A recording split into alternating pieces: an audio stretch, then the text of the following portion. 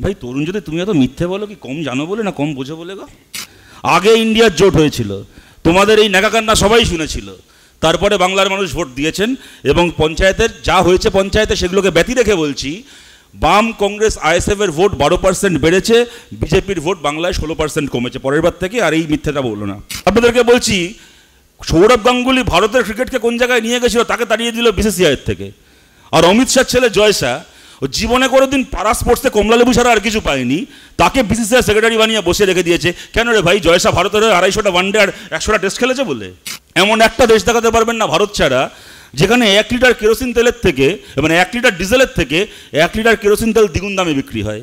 নমস্কার ভাই, তরুণ যদি তুমি এত মিথ্যে বলো কি কম জানো বলে না কম বোঝো বলে গো? এই যে বললো পঞ্চায়েত ভোটে নাকি এত খুনোখুনি তৃণমূলের সাথে এত ঝামেলার পরে নাকি বামপন্থী এবং কংগ্রেস তৃণমূলের সঙ্গে ইন্ডিয়া জোট করেছে। ভাই তরুণ, যদি ইন্ডিয়া জোটের বৈঠকটা হয়েছিল 23শে জুন, কেমন? পঞ্চায়েত ভোটটা হয়েছিল আমাদের রাজ্যে 8ই জুলাই। তোমার বাড়ির ক্যালেন্ডারে কোনটা আগে আসে জানি না, কিন্তু তোমার বাড়ির বাইরে গোটা পৃথিবীর ক্যালেন্ডারে আগে 23শে জুন আসে, তারপর 8ই জুলাই আসে। আগে ইন্ডিয়ার জোট হয়েছিল, তোমাদের এই নাকাকান্না সবাই শুনেছিল, তারপরে বাংলার মানুষ ভোট দিয়েছেন এবং পঞ্চায়েতের যা হয়েছে পঞ্চায়েতে সেগুলোকে ব্যতি রেখে বলছি, বাম কংগ্রেস আইএসএফ এর ভোট 12% বেড়েছে, বিজেপির ভোট বাংলায় 16% কমেছে পরের বার থেকে। আর এই মিথ্যেটা বললো না। অভ্র বলার সময় বললো, আমি অভ্রকে জাস্ট এক কথা জানিয়ে রাখি, জিজ্ঞেস করলো বামপন্থীরা তাকাক তো কেরলার দিকে কেমন লাগে। কেরলার দিকে তাকালে ভাই ভালোই লাগে, দেখছি ওখানে বিজেপি শূন্য। তারপর একটা খারাপ লাগার কারণ বললো যে কেরালায় নাকি 107 টাকায় পেট্রোল বিক্রি হচ্ছে। শুনে আমার একটু দুঃখ লাগতে শুরু করেছিল, হঠাৎ মনে পড়লো আরে কী আশ্চর্য, মধ্যপ্রদেশে 108 টাকায় পেট্রোল বিক্রি হচ্ছে। যাকগে, কিন্তু অভ্রটা অত্যন্ত পার্টিনেন্ট প্রশ্ন তুলেছে যে ইন্ডিয়া জোটের ম্যানিফেস্টোটা কি? ভাই তোমাদের ইন্ডিয়া জোটের ম্যানিফেস্টোটা কি? যারা একদিন 10 বছর ধরে সরকার চালাচ্ছ এবং নাকি তৃতীয়বারের জন্য সরকার চালাতে চাও, তোমাদের ম্যানিফেস্টোটা কি? রাজতন্ত্র নিয়ে এখানে এতগুলো কথা বলা হলো। আমি কমিউনিস্ট পার্টি করি, আমাদের অতি বড় শত্রু এই কথা বলতে পারবে না যে আমাদের পার্টিতে আর যাই দোষ থাক না কেন, আমাদের পার্টিতে ডাইনাস্টিক রুল আছে, বংশবাদ রয়েছে, রাজতন্ত্র রয়েছে, কেউ আমাদের বিরুদ্ধে এই কথা বলতে পারবে না। কিন্তু আমি এই প্রশ্নটা করছি আপনাদেরকে, বিজেপি রাজতন্ত্রের বিরুদ্ধে? ত্রিপুরায় প্রদ্যুৎ মাণিক্য থেকে শুরু করে, বাংলায় কৃষ্ণনগর থেকে শুরু করে, ওদিকে মধ্যপ্রদেশের গোয়ালিয়ার পর্যন্ত রাজপরিবার খুঁজে নতুন করে ভারতে রাজন্য স্থাপন করছে 2024 সালে এসে ও হরিদাস পাল বলতে এসে রাজতন্ত্র নিয়ে। এবং রাজতন্ত্র খালি রাজনীতিতে হয়?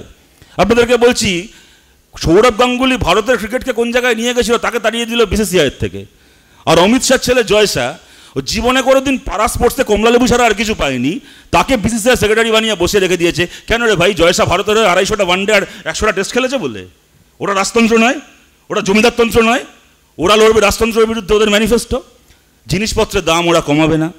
60 টাকা দাম ছিল পেট্রোলের, বললো 40 টাকা করবে, করেছে ওটাকে 105 টাকা, 106 টাকা। জিনিসের দাম ওরা কমাবে না। গোটা পৃথিবীতে এমন একটা দেশ দেখাতে পারবেন না ভারত ছাড়া যেখানে 1 লিটার কেরোসিন তেলের থেকে, মানে 1 লিটার ডিজেলের থেকে 1 লিটার কেরোসিন তেল দ্বিগুণ দামে বিক্রি হয়। জিনিসের দাম, এরা সর্ষের তেল 200 টাকা কেজি করেছে। এদের কাছ থেকে জিনিসের দাম কমানোর প্রত্যাশা কেউ করে না। চাকরি বাকরি, 4 দশকের সর্বোচ্চ বেকারি, কর্মহীন মানুষ ভারতে মোদি তৈরি করেছে। খালি তাই নয়, যে মানুষ কাজ করছেন সেই মানুষও এখানে আন্ডার এমপ্লয়েড। পার্মানেন্ট চাকরি বলে কার্যত কি সরকারি কি বেসরকারি কোথাও কিছু নেই। চাকরি মানে 10,000 টাকা, 12,000 টাকা, 15,000 টাকা মাইনের কন্ট্রাকচুয়াল চাকরি। কি সরকারি ক্ষেত্রে কি বেসরকারি ক্ষেত্রে। সুপ্রিম কোর্ট রায় দিয়েছিল রাম মন্দির তৈরি করতে হবে, করেছেন ভালো কথা। এই সুপ্রিম কোর্ট 2016 সালে রায় দিয়েছিল সমকাজে সমবেতন করতে হবে। 303 জন এমপি নিয়ে পার্লামেন্ট চালাচ্ছে। এরা গর্ব করে বলে আমাদের ওয়ান পার্টি গভর্নমেন্ট, শক্তিশালী গভর্নমেন্ট। 303 জন এমপি নিয়ে পার্লামেন্ট চালাচ্ছে। বলুন এরা পারতো না সমকাজে সমবেতনের আইন করতে, যাতে কন্ট্রাকচুয়াল লোক নিয়োগের নামে ভারতের কর্মক্ষম যুব সমাজকে এরকমভাবে এক্সপ্লয়েট না করা হয়? তোমাদের ম্যানিফেস্টো এইটা। 30,000 টাকা মাইনের কাজ 5,000 টাকা দিয়ে লোককে করাবো, কলুর বলদের মতো তাদেরকে দিন নেই রাত্রি খাটাবো। ইন্ডিয়ার ম্যানিফেস্টো। দুর্নীতি। ভাই ভারতের ভৌগোলিক সীমান্তের মধ্যে অজিত পাওয়ার থেকে শুরু করে শুভেন্দু অধিকারী সবাইকে দলে নেওয়া হয়ে গেছে। তৃতীয়বার জিতে আসলে দাউদ ইব্রাহিম আর চার্লস শোভরাজ ছাড়া আর কোন ক্রিমিনালটা আছে বলুন যাদেরকে বিজেপির দলে নেওয়া বাকি আছে? এরা লড়বে দুর্নীতির বিরুদ্ধে, ওদের ম্যানিফেস্টো। শুনুন, আমরা গর্ব করে বলছি আমরা জোট সরকার চাই।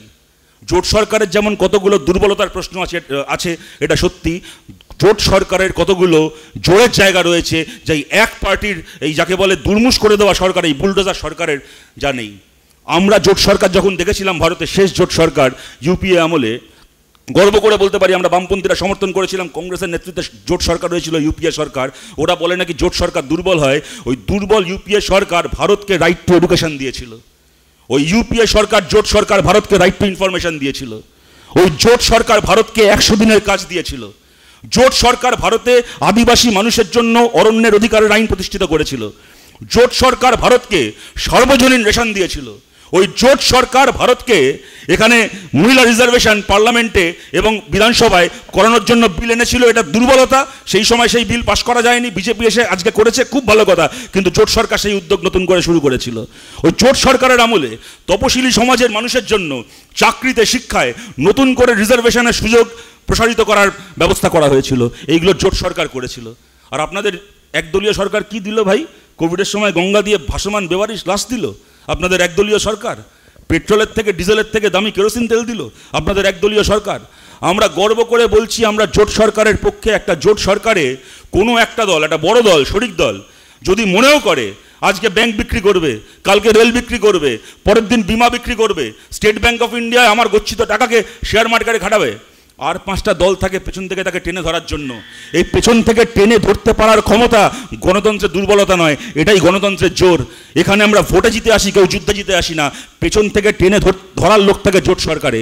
একটা একদলীয় সরকার মানে যদি আজকে উত্তরপ্রদেশ, মধ্যপ্রদেশ, বিহার থেকে, আর এরা আবার বলছে সেন্ট্রাল ভিস্টা করে পরের বার থেকে এমপিদের সংখ্যা যে জায়গায় নিয়ে যাবে, ভাই সোজা কথা সোজাভাবে বলছি, কার ভালো লাগবে কার খারাপ লাগবে জানি না, উত্তরপ্রদেশ, মধ্যপ্রদেশ, হরিয়ানা এরকম 3-4টে রাজ্য মিলে যে দলকে চাইবে সেই দল অনন্তকাল দিল্লি চালাবে, ভারত চালাবে। আজকে এই যে আপনারা মোশন করেছেন না, দিল্লি কার দখলে? কেন দিল্লির ভোট হচ্ছে? ভোট তো ভারতের ভোট হচ্ছে। জিজ্ঞেস করুন ভারত কার দখলে থাকবে, দিল্লি কার দখলে থাকবে? কেন জিজ্ঞেস করছেন? আমরা কি দুয়ারানির সন্তান নাকি? এটা আমরা ভারত নই? মেঘালয় ভারত নয়? অরুণাচল ভারত নয়? তামিলনাড়ু ভারত নয়?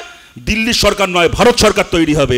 জোট সরকার গোটা ভারতের সরকার হয়। আর একদলীয় সরকার যে 3-4টে রাজ্য থেকে এমপি জিতে যায়, ওই 3-4টে রাজ্যের সরকার হয়। যাবতীয় ন্যাশনাল হাইওয়ে তৈরি হবে 3-4টে রাজ্যে, যাবতীয় ট্রেন লাইন পাতা হবে এই 3-4টে রাজ্যে, যাবতীয় আইআইটি, আইআইএম, এমনি এরা মন্দির মসজিদের বাইরে কিছু তৈরি করে না, যদি বাই চান্স তৈরি করার ইচ্ছে হয় আইআইটি, আইআইএম তৈরি হবে 3-4টে রাজ্যে।